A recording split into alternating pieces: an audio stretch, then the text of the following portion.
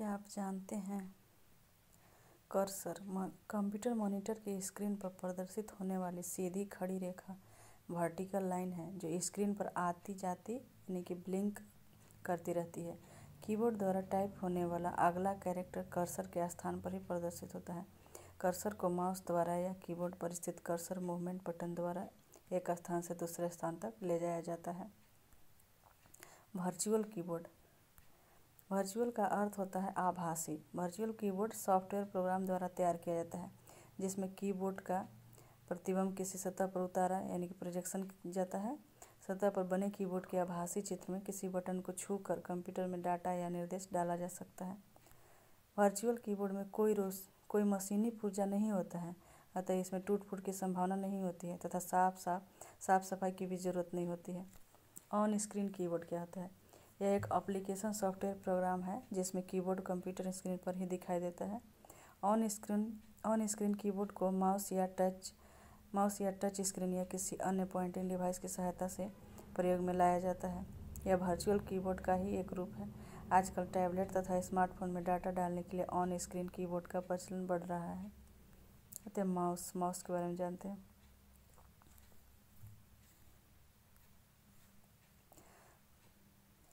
Mouse यह सर्वाधिक प्रयोग होने वाला एक इनपुट डिवाइस है जिसे पॉइंटिंग डिवाइस भी कहा जाता है। ग्राफिकल यूजर इंटरफेस GUI यानी कि ग्राफिकल यूजर इंटरफेस के प्रयोग से इसका महत्व बढ़ गया है, यानी कि माउस का महत्व बढ़ गया है। माउस का आविष्कार डॉक्टर डगलस एंजलबर्ट ने 1964 में किया था। तो माउस का आविष्कार डॉक्टर डगलस एंजलबर्ट 1964 में किए थे। माउस का फिगर।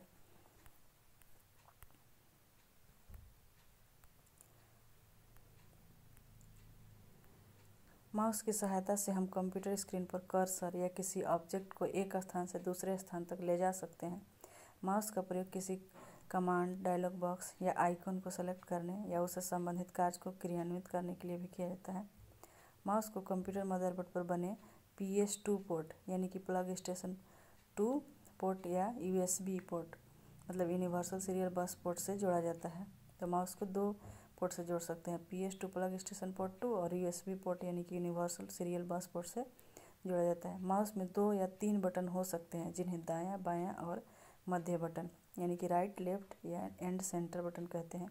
माउस बटन वास्तव में माइक्रो स्विच हैं जिन्हें दबाकर कंप्यूटर को वांछित संदेश प्रेषित किए जाते हैं। इसके नीचे एक रबर बॉल होता है। किसी समतल सतह या माउस पैड पर माउस को हिलाने पर बॉल घूमता है तथा उसकी गति और दिशा मॉनिटर पर माउस पॉइंटर की गति और दिशा में परिवर्तित हो जाती है। माउस पॉइंटर का आकार माउस द्वारा किए जा रहे कार्य के प्रकार पर निर्भर करता है। ऑपरेटिंग सिस्टम में माउस प्रॉपर्टीज में परिवर्तन कर बाएं व दाएं बटन के कार्यों में अदला बदली की जा सकती है। ऐसा बाएं हाथ से काम करने वाले की सुविधा के लिए किया जाता है। किसी माउस के 3 बटन इस प्रकार होते हैं: लेफ्ट बटन, राइट बटन और सेंटर बटन। लेफ्ट बटन यह माउस के बाईं ओर स्थित होता है। इसमें क्लिक, डबल क्लिक, पॉइंट या ड्रैग का काम लिया जाता है। इससे क्लिक, डबल क्लिक, पॉइंट या ड्रैग का काम लिया जाता है। दायां बटन यानी कि राइट बटन यह माउस के दाईं ओर स्थित होता है। यह सॉफ्टवेयर के अनुसार कुछ विशेष कार्य जैसे डायलॉग बॉक्स या मेनू बॉक्स खोलने, प्रॉपर्टी देखने आदि के लिए प्रयोग किया जाता है। मध्य बटन, सेंटर बटन इसे स्क्रॉल बटन भी कहा जाता है। इसका प्रयोग डॉक्यूमेंट या वेब पेज को ऊपर नीचे करने के लिए किया जाता है। आधुनिक माउस में बीच वाले बटन को एक व्हील में बदल दिया जाता है। इसे घुमाकर डॉक्यूमेंट या वेब पेज को ऊपर नीचे किया जाता है। माउस कर्सर का ये सब फिगर है, ऐसा दिख सकता है। ब्लिंक करते हुए बीच वाला रहेगा, ये पॉइंटर है शुरू वाला। सब माउस कर्सर का फिगर है। माउस द्वारा निम्नलिखित कार्य किए जाते हैं: पॉइंट और सेलेक्ट करना। माउस पॉइंटर को किसी आइकन के ऊपर ले जाने से यदि माउस पॉइंटर हाथ के आकार का हो जाए तो इसे पॉइंट कहा जाता है। साथ ही पॉइंट किए गए ऑब्जेक्ट का संक्षिप्त विवरण भी स्क्रीन पर प्रदर्शित हो सकता है। माउस का प्रयोग किसी आइकन, टेक्स्ट या इमेज को सेलेक्ट करने के लिए भी किया जाता है। सेलेक्ट किए गए आइकन, टेक्स्ट या इमेज के रंग में तात्कालिक परिवर्तन दिखाई पड़ता है। सेलेक्ट किए गए ऑब्जेक्ट को हम कॉपी, कट या डिलीट कर सकते हैं। क्लिक इसे सिंगल क्लिक या लेफ्ट क्लिक भी कहा जाता है। माउस के बाएं बटन को एक बार दबाकर छोड़ना क्लिक कहलाता है। इसका प्रयोग किसी ऑब्जेक्ट या आइकन को पॉइंट कर उसे सेलेक्ट करने के लिए किया जाता है। डबल क्लिक, माउस के बाएं बटन को जल्दी जल्दी 2 बार दबाकर छोड़ना डबल क्लिक कहलाता है। डबल क्लिक का प्रयोग किसी फाइल या फोल्डर को खोलने या किसी प्रोग्राम को एक्टिवेट या स्टार्ट करने के लिए किया जाता है। राइट क्लिक, माउस के दाएं बटन को 1 बार दबाकर छोड़ना राइट क्लिक कहलाता है। राइट क्लिक कर्सर की स्थिति के अनुसार उस ऑब्जेक्ट से संबंधित ड्रॉप डाउन मेनू प्रदर्शित करता है। मेनू संबंधित विकल्पों का समूह है जिसमें से विकल्पों का चयन लेफ्ट क्लिक द्वारा किया जा सकता है। किसी ऑब्जेक्ट की प्रॉपर्टी जानने के लिए राइट क्लिक का प्रयोग किया जाता है। ड्रैग और ड्रॉप, किसी ऑब्जेक्ट के आइकन पर माउस पॉइंटर ले जाकर लेफ्ट बटन दबाना तथा लेफ्ट बटन दबाए रखकर माउस को एक स्थान से दूसरे स्थान तक ले जाना ड्रैग कहलाता है। किसी ऑब्जेक्ट के आइकन पर माउस पॉइंटर ले जाकर लेफ्ट बटन दबाना तथा लेफ्ट बटन दबाए रखकर माउस को एक स्थान से दूसरे स्थान तक ले जाना ड्रैग कहलाता है। इससे ऑब्जेक्ट का आइकन भी साथ साथ चलता है। अब माउस पॉइंटर को वांछित स्थान या फाइल आइकन पर ले जाकर लेफ्ट बटन छोड़ देना ड्रॉप कहलाता है। माउस के इस ड्रैग और ड्रॉप विकल्प का प्रयोग किसी आइकन, चित्र, अक्षर, फाइल या फोल्डर को कंप्यूटर स्क्रीन पर एक स्थान से दूसरे स्थान तक ले जाने या कंप्यूटर मेमोरी में एक फोल्डर से दूसरे फोल्डर तक पहुंचाने के लिए किया जाता है। माउस का प्रयोग पेंट प्रोग्राम में कलम या ब्रश की तरह भी किया जाता है। रोचक तथ्य क्या है? डबल क्लिक में माउस बटन को एक निश्चित समयांतराल के भीतर 2 बार दबाना पड़ता है। यदि 2 क्लिक के बीच का अंतर कंप्यूटर पर सेट किए गए समयांतराल से ज़्यादा है तो कंप्यूटर इसे 2 सिंगल क्लिक की तरह पढ़ता है। कंप्यूटर सॉफ्टवेयर द्वारा 2 सिंगल क्लिक के बीच के समयांतराल को कम या ज़्यादा किया जा सकता है।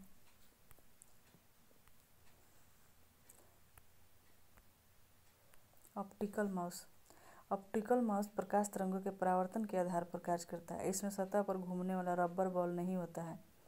लेड यानी कि लाइट इमिटिंग डायोड या लेसर डायोड द्वारा उत्पन्न प्रकाश तरंगें सतह से परावर्तित होती हैं, जिन्हें फोटो डायोड सेंसर द्वारा पढ़ा जाता है। ऑप्टिकल माउस के लिए किसी विशेष सतह या माउस पैड की जरूरत नहीं होती है। इसे किसी भी अपारदर्शी सतह पर रखकर प्रयोग किया जा सकता है। मैकेनिकल बॉल न होने के कारण इसमें टूट फूट की संभावना भी कम होती है। बेतार कीबोर्ड या माउस, वायरलेस और कॉर्डलेस कीबोर्ड एंड माउस। सामान्यतः कीबोर्ड तथा माउस को तार के जरिए कंप्यूटर मदरबोर्ड से जोड़ा जाता है, परंतु वर्तमान में बेतार कीबोर्ड तथा माउस का प्रचलन बढ़ रहा है। इसमें कंप्यूटर के साथ सूचनाओं का आदान प्रदान रेडियो तरंगों, रेडियो फ्रिक्वेंसी या इंफ्रारेड रेज या ब्लूटूथ वाईफाई के जरिए होता है। बेतार कीबोर्ड या माउस में एक ट्रांसमीटर तथा एक रिसीवर होता है। ट्रांसमिशन कीबोर्ड या माउस के भीतर होता है, जबकि रिसीवर यूएसबी पोर्ट द्वारा कंप्यूटर मदरबोर्ड से जुड़ा होता है। ट्रांसमीटर कीबोर्ड या माउस द्वारा उत्पन्न संकेतों को रेडियो तरंगों में बदलकर रिसीवर तक भेजता है, जो उसे पुनः संकेतों में बदलकर कंप्यूटर को दे देता है। बेतार कीबोर्ड या माउस 2.4 गीगाहर्ट्ज आवृत्ति की तरंगों पर काम करता है। तो जो बिना तार का कीबोर्ड बने वायरलेस कीबोर्ड या माउस होता है वो 2.4 गीगाहर्ट्ज आवृत्ति की तरंग पर काम करता है। इसे कीबोर्ड या माउस में लगे बैटरी द्वारा ऊर्जा दी जाती है। टच पैड, यह लैपटॉप तथा नोटबुक कंप्यूटर में बना एक इनपुट डिवाइस है जिसका प्रयोग माउस की जगह किया जाता है। टच पैड के ऊपर उंगली को घुमाकर माउस पॉइंटर को एक स्थान से दूसरे स्थान तक ले जाया जा सकता है। इसके ऊपर 2 बटन भी होते हैं जो लेफ्ट क्लिक और राइट क्लिक का काम करते हैं। ट्रैक बॉल, यह माउस का ही प्रारूप है जिसमें रबर बॉल नीचे न होकर ऊपर होता है। इसे माउस को अपने स्थान से हटाए बिना रबर बॉल को घुमाकर माउस पॉइंटर के स्थान में परिवर्तित किया जाता है। इसका प्रयोग मुख्यतः कैड तथा कैम में किया जाता है। कैड मतलब कंप्यूटर एडेड डिजाइन और कैम मतलब कंप्यूटर एडेड मैन्युफैक्चरिंग में किया जाता है। ट्रैक बॉल का प्रयोग लैपटॉप कंप्यूटर में माउस के स्थान पर पॉइंटिंग डिवाइस के रूप में किया जाता है। जॉयस्टिक, यह एक पॉइंटिंग डिवाइस है जो ट्रैक बॉल की तरह ही कार्य करता है। बॉल के साथ एक छड़ी लगा दी जाती है ताकि बॉल को आसानी से घुमाया जा सके। छड़ी के ऊपर एक क्लिक बटन होता है जिसके द्वारा किसी आइकन या टेक्स्ट आदि का चयन किया जाता है। इसका प्रयोग वीडियो गेम सिमुलेटर प्रशिक्षण, ट्रेनिंग सिमुलेटर, रोबोट नियंत्रण, रोबोट कंट्रोल आदि में किया जाता है। यह वीडियो गेम खेलना आसान और मज़ेदार बनाता है।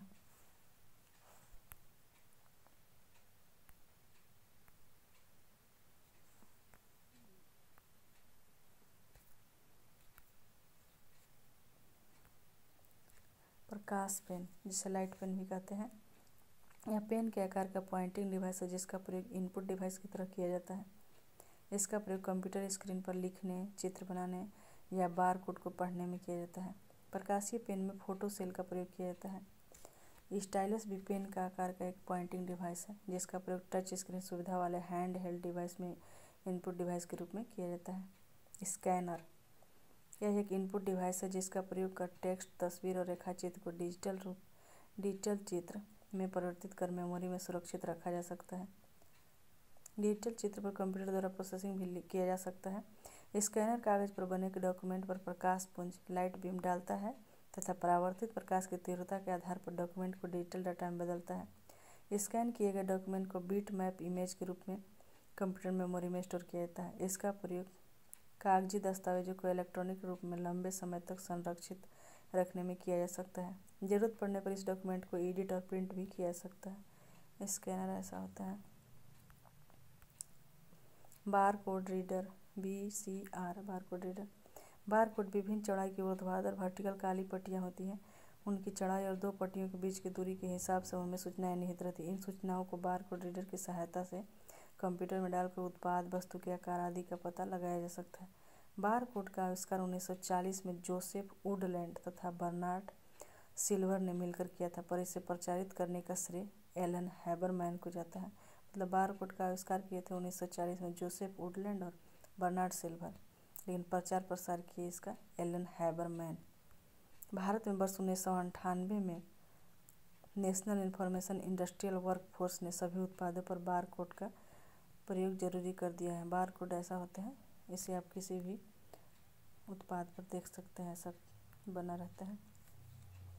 Bar code reader laser beam का प्रयोग करता है तथा परावर्तित किरणों के द्वारा डाटा को कंप्यूटर में डालता है। आजकल बार कोड का प्रयोग बैंक व पोस्ट ऑफिस में भी किया जा रहा है। पहली बार बार कोड रीडर का प्रयोग बैंक में किया गया था, अभी बैंक और पोस्ट ऑफिस सब जगह किया जा रहा है।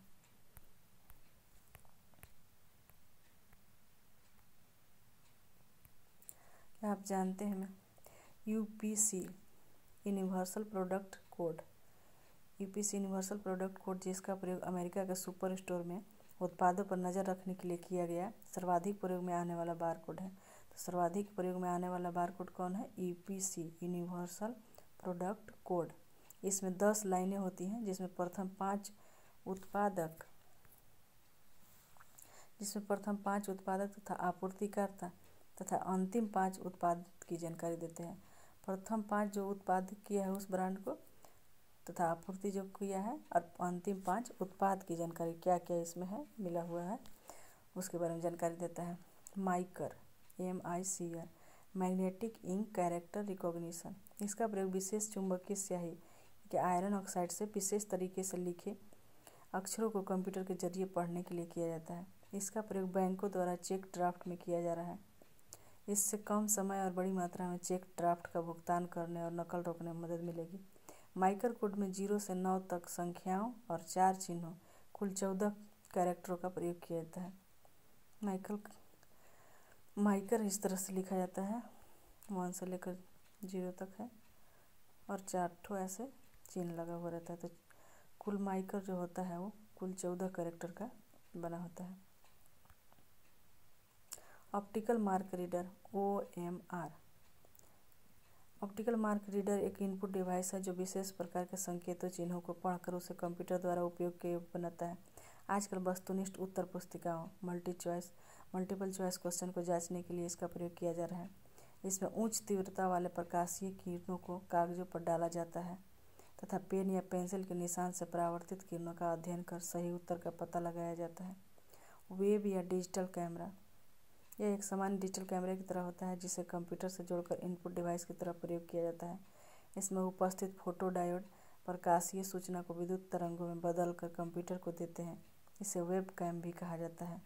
वेब कैमरा का प्रयोग video conferencing, video chatting, web broadcast आदि में किया जाता है। वेब कैमरा इस टाइप से होता है। टच स्क्रीन, यह एक आसान इनपुट डिवाइस है। कंप्यूटर स्क्रीन पर उपलब्ध विकल्पों में से किसी एक को छूकर निर्देश दिए जा सकते हैं तथा कार्यक्रमों का क्रियान्वयन कराया जा सकता है। टच स्क्रीन में इंफ्रारेड और रक्त किरणें स्क्रीन की सतह पर घूमती रहती हैं। जब अंगुली से प्रदर्शित विकल्पों को छूते हैं तो किरणों की गति प्रभावित होती है तथा उसकी स्थिति रिकॉर्ड कर ली जाती है। स्थिति के अनुसार कंप्यूटर चिन्हित विकल्प को क्रियान्वित करता है। टच स्क्रीन का प्रयोग बैंकों में एटीएम तथा सार्वजनिक सूचना केंद्र में किया जा रहा है। एटीएम ऑटोमेटिक टेलर मशीन सार्वजनिक सूचना केंद्र इन्फॉर्मेशन कियोस्क में किया जा रहा है। स्मार्टफोन तथा टैबलेट कंप्यूटर में भी टच स्क्रीन का उपयोग इनपुट डिवाइस के रूप में किया जाता है।